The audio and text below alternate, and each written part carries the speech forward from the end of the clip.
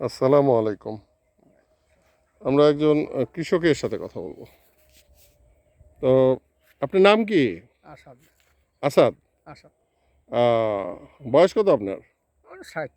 60 বছর বয়স। তা আপনি এই যে দেখছি এখানে কি ঘাস? ঘাস। ঘাস কি কেটে বেড়াচ্ছেন? হ্যাঁ, ছাগল করতে। কয়টা ছাগল আছে আপনার? ছাগল আছে 5-6টা। 5-6টা। আর গরু? গরু 7টা। বাহ! কোনো কোনো গরু কি দুধ দিচ্ছে? হ্যাঁ, দেয়। কয়টা? একটাই। একটাই দেয়। বাহ! একটাই দেয়। তো আপনি এই যে কেনা খাবার খাওয়ান না, না? না, হ্যাঁ, কিনে খাবার খাই। কিনে খাওয়ার আবার এই যে এগুলো খাওয়ান না? এই ছাগল খাই। ছাগলে খায়। হুম। আচ্ছা আচ্ছা। তা ভালো। তা আপনার ছেলে মেয়ে কয়টা? ছেলে মেয়ে 2 ছেলে 1 মেয়ে। 2 ছেলে কি করে? এই একটা বাইরে আছে, একটা দেশেই কাজ দেশের বাইরে পাঠাইছেন? জি। কোন দেশে? আরব। আরব। টাকা পয়সা পাঠায়? পাঠাই। আপনি দেয়?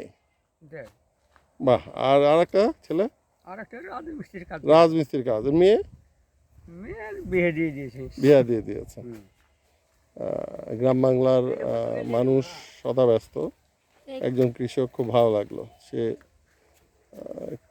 তার ছাগল এবং গরুর জন্য খাবার বা ঘাস কেটে নিয়ে যে খাওয়াবে সেই ব্যবস্থার জন্য উনি বেরিয়েছেন। জমি চাষ করেন? জমি আছে? জমি খুব বেশি নাই, অল্প স্বল্প। অল্প স্বল্প।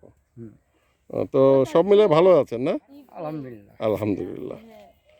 তো ঠিক আছে, ভালো লাগলো আপনার সাথে কথা বলতে। আপনার জীবিকা এভাবেই চলে, তাই না? গরু, হ্যাঁ, ছাগল এবং হ্যাঁ। ওই জমি এবং হুম। ছেলে বাইরে থাকে, কিছু টাকা পয়সা দেয়, তাই তো? যাই। আচ্ছা, ঠিক আছে, ভালো থাকেন। হ্যাঁ, আলহামদুলিল্লাহ। আচ্ছা আচ্ছা, ঠিক আছে, থ্যাংক ইউ।